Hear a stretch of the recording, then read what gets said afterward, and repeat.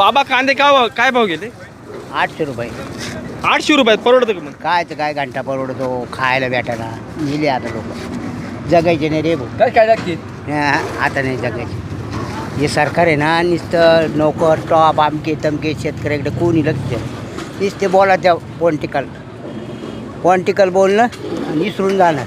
फक्त म्हणते 800 दिन. किती काही लोक चौतळे तर त्याला घाम पोटाना तो फडवणीसले बोगस ते म्हणते का दिल्ली कर बिहार वाल्यांना स्वस्त कांदा भेटला पाहिजे म्हणजे त्यांचे बंगले काय भानगडी काय हिंडतो काय मोदी हिंडतो नुसता पैसा तिकडं नाचतो ना इकडं त्याच्या बाहेर देशात फिरत्या मस्त बघ.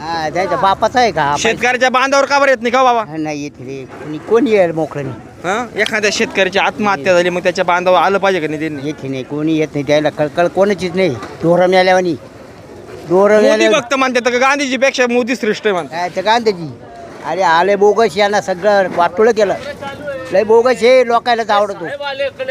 हा. मला ऐका ना माल जो 4-5 ट्रॅक्टर होते मग किती सडले? काय नाही जो 25% नुकसानच झाली. मनाला कसं वाटतं मग? माल घातला की मनाला कसं वाटतं? काय त्या गोड वाटत काय ते जे ते बरं. हे बघा इथं भुजबळ साहेब मोठं नेतृत्व आहे. दादा भुसे सुद्धा कांदा उत्पादकांनीच निवडून दिले मग ते मंत्री झाले. कोकाटे सुद्धा तुमच्यासारख्यानेच निवडून दिलं मंत्री झाले. ते कांद्यावर काही बोलतीच नाही. कोकाट्या पत्ती खेळतो याच्यात तुम्हाला बातमी कळली म्हणजे मला माहिती पत्ती खेळायचं काम करतो रम्मी गेम खेळतो तिकडे. बाबांना बरीच माहिती आहे. बाबा तुमचे अँड्रॉइड पण आहे का? हा तुम्हाला माहिती कसं काय? मला मी बातम्या पाहतो. हा ना. बातम्या पाहतो. मग काय वाटतं आजचे दिन आग आहे का? काय ते आजचे दिन घाण दिन हा मोदी सरकार गेले घाण चांगले दिवस यायचे नाही रे भाऊ. बाबा मला एक सांगा मोदी असू किंवा काँग्रेस असू पण दिल्ली वाल्याला आणि बिहार वाल्याला कांदा स्वस्त भेटला पाहिजे म्हणून कायम इकडे मारणी घातल्या जाते. मोदी फडणवीस आणि अजित पवार हे लय घाण माणसं आहे. एकनाथ शिंदे तरी बरं आहे. हा कसं काय केलं त्यांनी? त्याला तो तरी बोलणं त्याचं जर बरं आहे पण हिले माधवचे लोक आहे.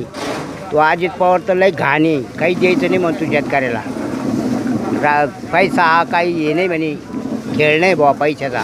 कर्ज माफ झालं का तुम्हाला? नाही रे मा नाही कर्ज माफ मी त्या इथं म्हणे आम्ही कर्जमुक्ती केली. अरे मी त्या आशान राहील मी अल्प भुद्रक असून माफ नाही. 160 घेतलं 2 10 झाली 10,000 वाचून मी गेलो 2 टप्प्यात 3ऱ्या टप्प्यात म्हणून भरला तर म्या पण मला आता याचंच नाही झालं. आता जे होईल ते होईल भरायचंच नाही.